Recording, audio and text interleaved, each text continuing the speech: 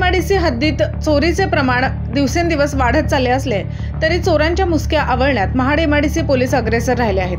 महाड-एमआयडीसी मधील Lasa super generic limited कंपनीत काल अज्ञात चोरट्यांनी 4 लाख रुपये किमतीचा SS 316 सेफ्टी फ्यूजचे एक कव्हर व 1 लाख रुपये किमतीचे मोटार कव्हर असे एकूण 5 लाख रुपये किमतीच्या यंत्रसामग्रीची चोरी झाल्याची तक्रार मंगळवार दिनांक 2 एप्रिल रोजी महाड-एमआयडीसी पोलीस ठाण्यात करण्यात आली होती।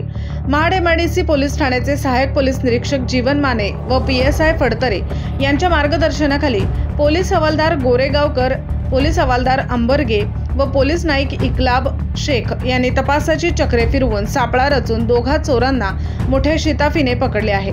संग्राम सदानंद महाडिक राहणार इसाने कांबळे तालुका महाड व नसीम मोहम्मद खान राहणार जिते तालुका महाड असे आरोपींची नावे आहेत।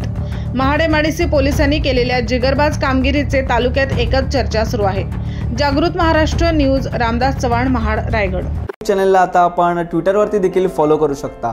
तसेच जागृत महाराष्ट्राच्या वेबसाईटला भेट देण्यासाठी गुगलवर टाईप करा www.jagrutmaharashtranews.com।